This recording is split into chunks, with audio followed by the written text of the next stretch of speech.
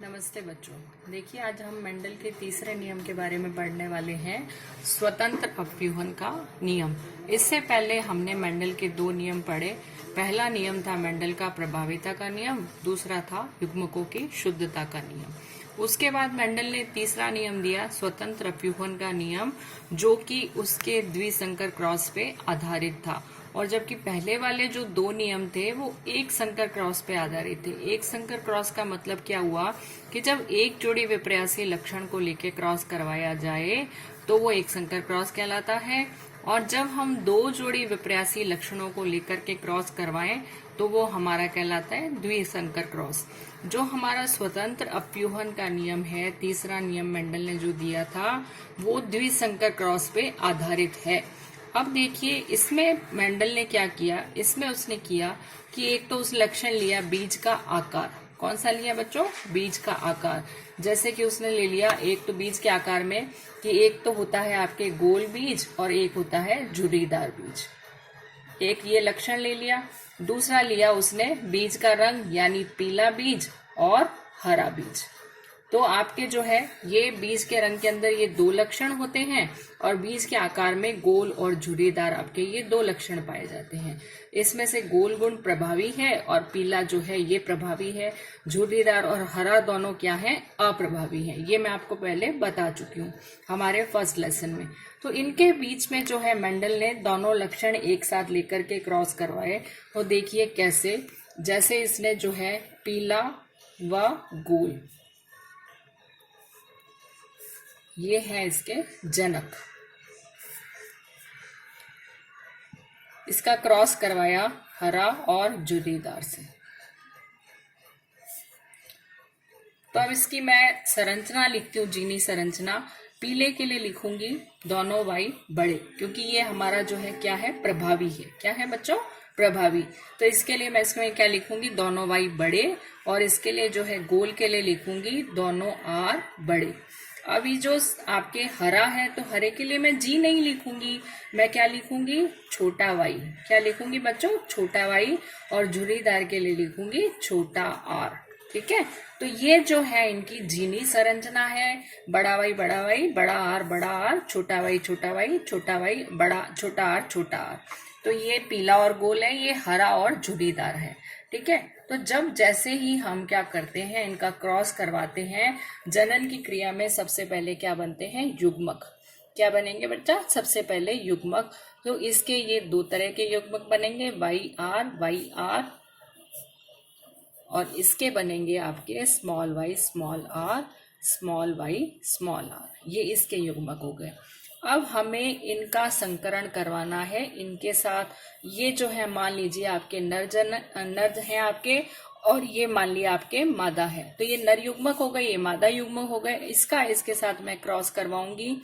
तो ये आपका इसका पहले इसके साथ करवाते हैं। तो क्या बनेगा? बड़ा वाई बड़ा आर, छोटा वाई छोटा आर। अब इसको लेती हूं तो इसके साथ इसका क्रॉस हुआ तो क्या बना?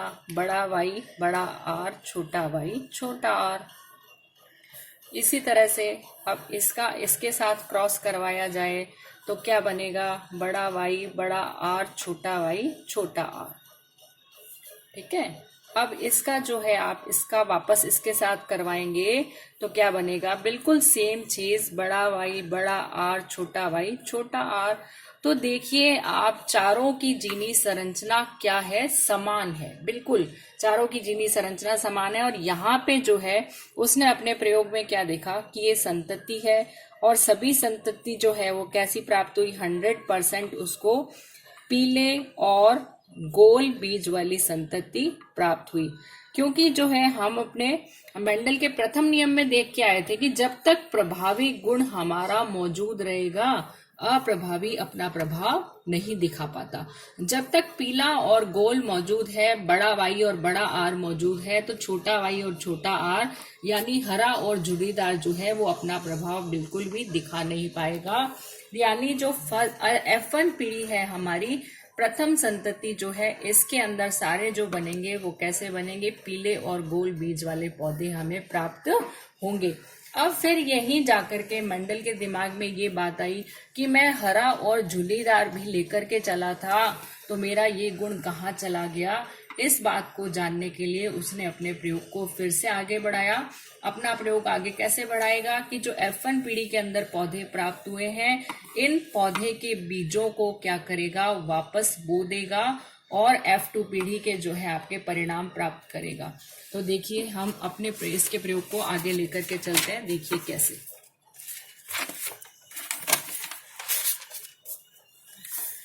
देखिए इसमें बड़ा वाई बड़ा आर, छोटा वाई छोटा आर, ये जो है इसके जनक हैं दूसरी पीढ़ी के। प्रथम पीढ़ी में तो ये क्या थे, संतति थे, लेकिन ये दूसरी पीढ़ी के लिए अब आपके क्या बन जाएंगे, जनक बन जाएंगे। ठीक है, इन दोनों में हम क्रॉस करवाएंगे और हमें अपनी दूसरी पीढ़ी प्राप्त करनी है। तो देखिए सबसे पहले क्या होगा, युग्मक बनेंगे। क्या बनेंगे, युग्मक। तो अब ये वाला वाई जो है क्या होगा, एक बार बड़े आर के साथ आएगा और एक बार आएगा ये छोटे आर के साथ। दो युग्मक तो ये बनेंगे। और फिर जो है छोटा वाई ले लेते हैं अपन, ये एक बार बड़े आर के साथ आएगा और एक बार आएगा छोटे आर के साथ, और दो ये युग्मक ये बनेंगे। यानी इस एक से कितने, ये 4 युग्मक बनेंगे। फिर जो है 4 युग्मक इससे बनेंगे, बिल्कुल बनेंगे। बड़ा वाई और आपके बड़ा आर, बड़ा वाई छोटा आर, छोटा वाई बड़ा आर और छोटा वाई छोटा आर, 4 युग्मक यहाँ इसके बन गए। ठीक है, तो 4 युग्मक इसके बने और 4 युग्मक जो है हमारे इसके बन गए। तो ये जो है 8 युग्मक इस तरह से बनते हैं। तो अब इनका यहाँ इस तरह से क्रॉस करवाना बड़ा मुश्किल है। पूरे पेज के ऊपर ये इस तरह से क्रॉस नहीं करवाया जा सकेगा जैसे पहले हम करवा रहे थे। तो इसके लिए जो है आपके एक वैज्ञानिक आए, बेटसन और पुनेट। कौन से वैज्ञानिक थे बच्चों, बेटसन और पुनेट वैज्ञानिक थे। उन्होंने जो है इसके लिए दी आपके चेकर बोर्ड विधि। कौन सी दी, चेकर बोर्ड विधि दी। उसके आधार पे इसका जो है क्रॉस करवाया जाता है। तो हम देखते हैं ये चेकर बोर्ड क्या है। देखिए मैं बनाती हूँ।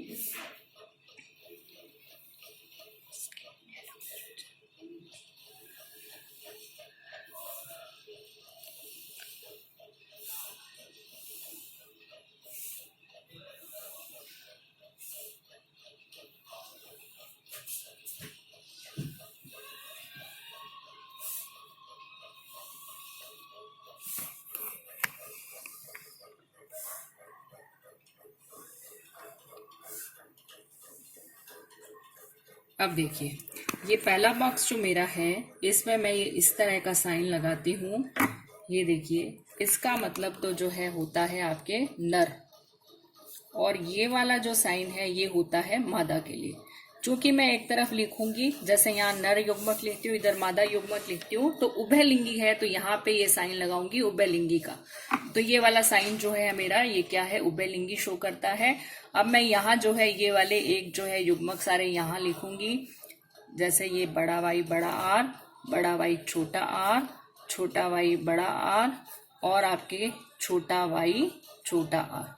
फिर ये वाले चारों युग्मक मैं इस लाइन में यहाँ लिखूंगी, बड़ा वाई बड़ा आर, बड़ा वाई छोटा आर और आपके छोटा वाई बड़ा आर, छोटा वाई छोटा आर।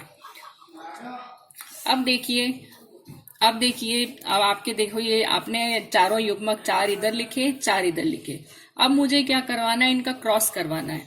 तो ये वाला युग्मक लूंगी, इसका इससे क्रॉस करवाऊंगी और यहाँ लिखूंगी। देखिए बड़ा वाई बड़ा आर बड़ा आर। ठीक है, अब देखो साथ साथ अपन चलो बाद में लिखते हैं अपन इसको। फिर इसके बाद जो है ये करा के क्रॉस यहाँ लिखा। अब इसका क्रॉस इससे करवाऊंगी, तो बड़ा वाई बड़ा आर छोटा आर। अब इसको इससे करवाऊंगी, तो बड़ा वाई छोटा वाई और बड़ा आर बड़ा आर। फिर इसका इससे करवाऊंगी, तो बड़ा वाई छोटा वाई बड़ा आर छोटा आर। ठीक है, और बिल्कुल सेम इसी तरह से इस युग्मक का इन चारों से क्रॉस करवा के यहाँ लिखूंगी। तो देखते हैं कैसे, बड़ा वाई बड़ा आर छोटा आर, बड़ा वाई छोटा आर, बड़ा वाई छोटा वाई बड़ा आर छोटा आर। फिर देखिए बड़ा वाई, छोटा आर, छोटा आर। फिर देखिए अब इसमें बड़ा वाई, बड़ा आर, बड़ा आर। अब फिर से इसमें बड़ा वाई, बड़ा आर, छोटा आर। फिर ये देखिए स्मॉल वाई, दोनों आर बड़े, और इसका इससे करवाएं तो स्मॉल वाई और एक आर बड़ा और एक आर छोटा। अब ये वाले युग्मक का इन चारों से करवाऊंगी और यहाँ लिखूंगी, ठीक है। बड़ा वाई, बड़ा आर, छोटा आर। अब इसका इससे करवाऊं तो बड़ा वाई और दोनों आर छोटे। इसका इससे करवाया जाए तो दोनों वाई छोटे, एक आर बड़ा, एक आर छोटा। इसका इससे करवाएं तो दोनों वाई छोटे, दोनों आर छोटे। ये देखिए भाई, तो चेकर बोर्ड में इस तरह से हमें 4, 4, 8, 4, 12 और 16 तरह की संतति प्राप्त हुई। कितनी तरह की? 16 तरह की संतति जो है हमें इसमें प्राप्त हुई। अब हम निकालेंगे इसका अनुपात। देखिए सबसे पहली बात ये आई कि इसके अंदर आप ये चीज देखिए कि जो ये बात कर रहा था मेंडल ने अपना जो है ये प्रयोग किया, उसको पहली पीढ़ी के अंदर सारे पौधे जहां मिले थे पीले और गोल, उसने कहा कि हरा और झुर्रीदार का गुण मेरा कहाँ चुप गया। तो देखिए बच्चों, आपके इन 16 में से सिर्फ ये एक पौधा है जो आपका दोनों वाई छोटे हैं, दोनों आर छोटे हैं। दैट मीन्स ये क्या है? हरा और झुर्रीदार। कैसा है ये? हरा और झुर्रीदार। तो इसका मतलब जो है इन 16 में से सिर्फ एक उसको हरा और झुर्रीदार ये पौधा प्राप्त मिला जिसके लिए वो ये इतना उसने अपने काम को आगे बढ़ाया। अब हम देखते हैं कि इनका 16 के 16 का अनुपात कितना होता है। तो अब आप देखिए, मैं एक त्रिभुज बनाऊंगी, थोड़ा ध्यान दीजिएगा। इस तरह से एक लाइन यूं खींची, एक मैंने यूं खींची, फिर एक इन दोनों लाइनों को मिलाती हुई लाइन खींचती हूँ ऐसे। अब इसमें इनको देखिए सबको, तो देखिए आप इसके अंदर जो पहला पौधा है ये दोनों वाई बड़े, दोनों आर बड़े, तो ये भी जो है आपका क्या है? पीला और गोल। कैसा है? पीला गोल। ये दोनों वाई बड़े हैं तो ये भी पीला, और एक आर बड़ा आ गया तो ये एक गोल हो गया।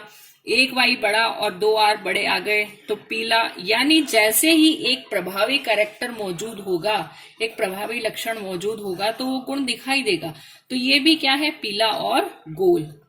और ये भी एक वाई बड़ा आते ही पीला हो गया, एक बड़ा आर आते ही गोल हो गया। यहाँ भी दो वाई बड़े हैं और आर बड़ा है तो पीला और गोल। ये वाला पीला और गोल। ये भी वाई एक बड़ा है, लेकिन ये आपके ये वाला नहीं है, ये इससे नहीं कट रहा। फिर उसके बाद ये वाला कट रहा है इस लाइन से, तो पीला और गोल। और ये वाला जो कट रहा है तो ये भी पीला, एक वाई बड़ा है, एक आर बड़ा है, तो पीला और गोल। और फिर उसके बाद जो है और कौन सा कट रहा है इससे? ये वाला, एक वाई बड़ा, एक आर बड़ा, तो ये हो गया आपका गोल। अब देखिए काउंट कीजिए, 1, 2, 3, 4, 5, 6, 7, 8, 9। कितने हो गए? 9। तो देखिए पीले व गोल, कौन से? पीले और गोल। ये कितने प्राप्त हुए आपको? 9। कितने प्राप्त हुए? 9। ठीक है। और पीले और गोल के बाद और कौन कौन से कॉम्बिनेशन मिलेंगे? देखिए ये वाला जो पौधा है, वाई वाई दो बड़े हैं, तो इसका मतलब जो है ये कैसा हो जाएगा आपका? ये हो जाएगा आपका पीला, लेकिन जो है दोनों आर छोटे हैं, तो ये कैसा होगा? झुर्रीदार। कैसा होगा भाई? झुर्रीदार होगा। फिर इसके बाद इसको देखते हैं अपन, ये भी जो है आपका पीला और दोनों आर छोटे हैं, तो ये कैसा होगा? झुर्रीदार होगा। अब इसके बाद देखिए ये वाई बड़ा और इसमें दोनों आर छोटे हैं, तो ये भी हमारा क्या हुआ? पीला और झुर्रीदार। ठीक है। तो ये 3 पौधे जो हैं हमें कैसे मिलेंगे? पीले व झुर्रीदार। कैसे मिलेंगे भाई? 3 पौधे पीले और झुर्रीदार। तो 3 तो है पीले और गोल, 3 हो गए पीले और झुर्रीदार। अब बात करते हैं बाकी इनको बचे हुए को और देखते हैं कि क्या स्थिति है इनकी। तो देखिए ये वाला पौधा है, तो ये जो है ये क्या है? हरा और गोल। दोनों वाई छोटे हैं तो क्या है, हरा, और दोनों आर बड़े हैं तो क्या है, गोल। और इसमें देखिए ये भी दोनों वाई छोटे हैं तो हरा, और दोनों एक आर बड़ा है तो कैसा हो गया ये आपके गोल। कैसा हो गया, ये गोल हो गया। और ये इसके अंदर दोनों वाई छोटे हैं तो ये हो गया हरा, और एक जो है आर बड़ा है तो ये कैसा हो गया, गोल। तो आपके क्या हुआ, ये हरा और गोल, हरा व गोल ये कैसे हो गए, कितने हो गए, काउंट कीजिए, 1 2 और 3, कितने हो गए, 3। ठीक है, हरे और गोल कितने हो गए भाई, 3 हो गए। कैसे, 1 2 एंड 3, ये हो गए 3। अब बात आती है हरा और झुर्रीदार। किसकी बात आती है, हरा और झुर्रीदार। तो ये हमें सिर्फ मात्र एक पौधा प्राप्त हुआ है। तो ये हमारे इस चेकर बोर्ड से जो बैटसन और पुनित ने दिया उससे हमने इसका अनुपात निकाला। तो ये अनुपात हमारा क्या था, समलक्षणी अनुपात। क्या अनुपात था, समलक्षणी, जो दिखने में जिनके लक्षण कैसे दिखते हैं, समान। तो आपके 9:3:3:1, यानी 9 पौधे जो हैं वो क्या है, पीले और गोल हैं, और 3 पौधे क्या है, पीले और झुर्रीदार हैं, और 3 पौधे क्या है, हरे और गोल हैं, और सिर्फ हमारा एक पौधा क्या है, हरा और झुर्रीदार, जिसके लिए उसने इतनी मेहनत की, इतना प्रयोग को आगे बढ़ाया मेंडल ने। तो उसको जो है ये गुण जाकर के दूसरी पीढ़ी के अंदर मिलता है, यानी ये गुण जो है अप्रभावी था और प्रभावी की उपस्थिति के अंदर ये गुण छुप गया था। तो इसमें देखिए प्रभावी कौन सा है, अप्रभावी कौन सा है। प्रभावी तो जो है वो हमारा क्या है, पीला व गोल। क्या है आपके, पीला व गोल, ये गुण क्या है, प्रभावी है। और हरा और झुर्रीदार हमारा क्या है, अप्रभावी है बच्चों। क्या है, ये अप्रभावी है। तो इसकी उपस्थिति में ये क्या हो जाता है, आपके ये गुण छुप जाता है। आ गई बात समझ में। तो ये आपके जो है सिर्फ दूसरी पीढ़ी में जाकर के अपना प्रभाव दिखा पाता है। अप्रभावी गुण, प्रभावी जो है ये आपके शुरू से अपना प्रभाव दिखाते हैं पहली पीढ़ी के अंदर, और ये गुण जो है आपका दूसरी पीढ़ी में अपना प्रभाव दिखाता है। तो मेंडल ने इसके आधार पे जो है अपना तीसरा नियम दिया, वो क्या था, स्वतंत्र अपव्यूहन का नियम। क्या था, स्वतंत्र अपव्यूहन का नियम। उसका इसके अंदर क्या उसने कहा, उसने ये कहा इसके अंदर कि मतलब सभी लक्षणों की वंशागति जो होती है वो स्वतंत्र रूप से होती है। किस रूप से होती है, स्वतंत्र रूप से होती है। कोई लक्षण किसी दूसरे के ऊपर प्रभाव नहीं डालता। जैसे उसने अपने 2 लक्षण ले लिए तो किसी लक्षण ने किसी दूसरे लक्षण को प्रभावित नहीं किया, सब स्वतंत्र रूप से जो है अपनी लक्षण जो वंशागति है उसको प्रदर्शित करते हैं। तो ये नियम जो था उसका तीसरा नियम स्वतंत्र अपव्यूहन का नियम कहलाया। तो अब तक देखो बच्चों हमने क्या पढ़ा, मेंडल की जो है जीवनी के बारे में पढ़ा था। मेंडल ने मटर के पौधे का ही चयन क्यों किया उसके बारे में पढ़ा, ये सब चीजें हमने पढ़ी। अब जो है अपन इसके बाद आगे जो है ये सब चीजें हम लोग देखेंगे कि इसके आगे कुछ और टेक्निकल टर्म्स जो है वो देखेंगे, या फिर इसके बाद जो है कि क्या कारण था, कैसे मेंडल की सफलता के क्या रीजन रहे, क्या जो है इसमें आगे का चैप्टर और जो है उसको नेक्स्ट वीडियो में मैं आपको बताऊंगी। आज जो है इस वीडियो में इतना ही बताऊंगी। तीसरा नियम मेरा यहीं पे खत्म होता है। धन्यवाद बच्चों।